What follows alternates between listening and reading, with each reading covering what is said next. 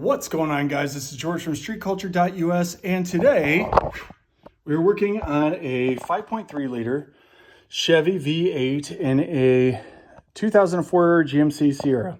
So was having some leaking from the water pump, which you'll see down here are the inlets. I went ahead and cleaned those up, removed the old water pump. We have the new water pump right here. Went ahead and installed the water filler neck, or I guess you say the coolant neck with the thermostat. So this right now is using Permatex Gray, and the Permatex Gray is on the inside here, and I went ahead and finger tightened it. Permatex says to go ahead and finger tighten it down, and then leave it for an hour and then torque it. So I'm gonna go ahead and install this now. The water pump did come with some cardboard gaskets, but I like these gaskets. These are directly from GMC or Chevrolet. These are better than the cardboard gaskets in the fact that you do not have to use Permatex on these. They have rubber on the inside here between the two, and all you have to do is bolt it on to the Torx spec. So you're gonna put this on in a cross pattern. You see the 3 bolts here and 3 bolts on this side. These are gonna get torqued down to 132 inch-pounds first, and then from there we're gonna go to 22 foot-pounds of torque all the way around. And what you're going to want to do is start with, say, this side or this side, and then you're going to go in a cross pattern. So this one here going down to this one here, then you'll go up to here, and this one across to here, and then you'll do the outer ones going from the inside to the outside. So went ahead and got some new bolts. These are the old ones right here. You can see they've had some better days. They're pretty wore out. They're also stretched and corroded. So went ahead and got some brand new ones here to match everything that's new going here. So we're doing the water pump. We're going to do the thermostat as well as the new filler neck. Got new, yes, you can see it's a mess here. Sorry, guys. I got new hoses, new belts, and a new fan clutch coming in here too. So also while we're out, I'm going to do the power steering, the air conditioning pulley here, the tensioner pulley, as well as the serpentine tensioner pulley, because it's just seen better days, and I'll show you that in the next video. So this truck here is 2004. It's 20 years old. It was not cared for like it should have been, but it's not in bad shape. These bolts here were a little corroded, but be in mind they do have the coolant in there, but other bolts, for example, that are coming off the truck are about this clean. So that's actually pretty good.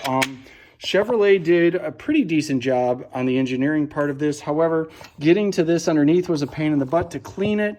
So I just went ahead and loosened the alternator and power steering pump assembly with these 3 bolts here, 4th bolt down at the bottom, and there's one right under here that is holding the whole thing so you can pivot it. But once this is water pumps reattached, I'll go ahead and tighten that back up.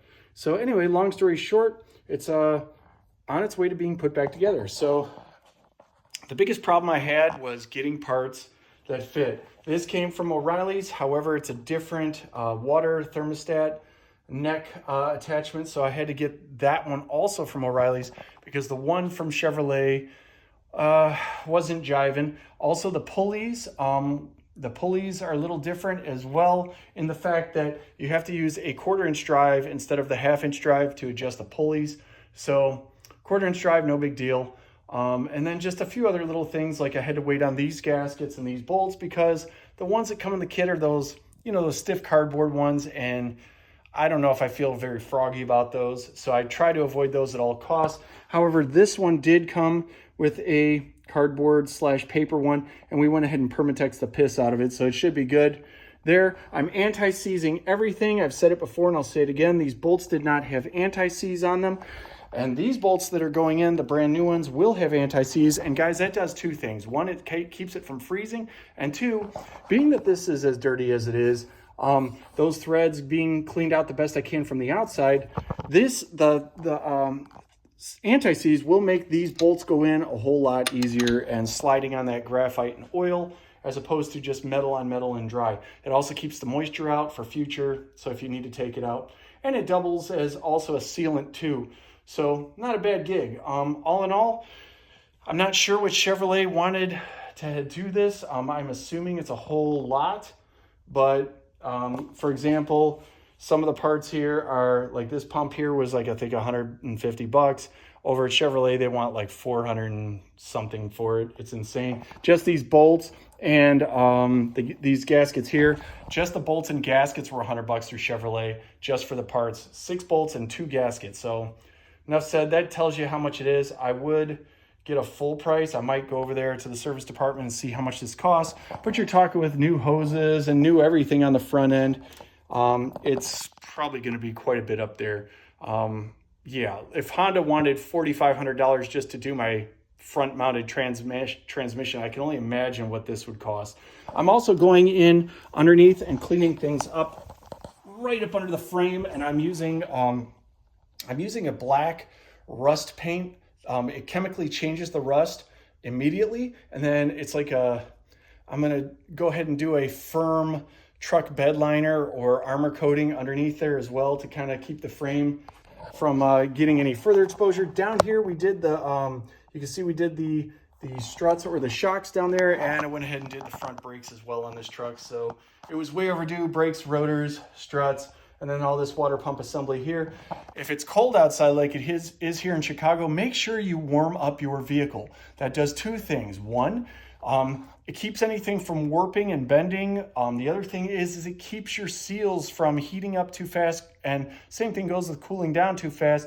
Anytime that extreme up and down temperature change happens, it's going to pop your seals, and that's what happened here. As the driver of this vehicle, not the owner, but the driver, actually did not heat this up in the morning, and long story short, it popped the water pump gaskets. And yeah, being that it was 20 years old, yeah, it probably would have went anyway. But guys, just take care of your vehicle. Heat it up slowly, cool it down slowly. If you're running it on the expressway and you're going pretty hot on the car, cool down for a little while, drive it at normal speeds and normal shifts. That'll bring the temperature down, give the engine and the cooling system a chance to cool down, and then you'll be thanking your stars and lucky stars in the long run. Yeah, so I went ahead and acetoned here. I went ahead and acetoned on the underside of the, let me put this down here, of the water pump. You want to make sure that everything is super clean. Now, because this is a new part, as you can see, this is very clean.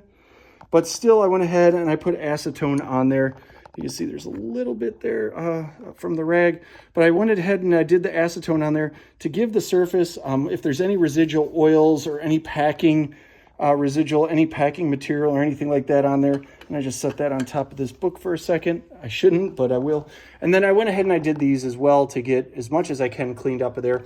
Make sure you clean the gaskets really well on here, and for that job I went ahead and used this wire wheel / scratch wheel, and that cleaned up pretty much everything on there. I even did around the outer edges a little bit.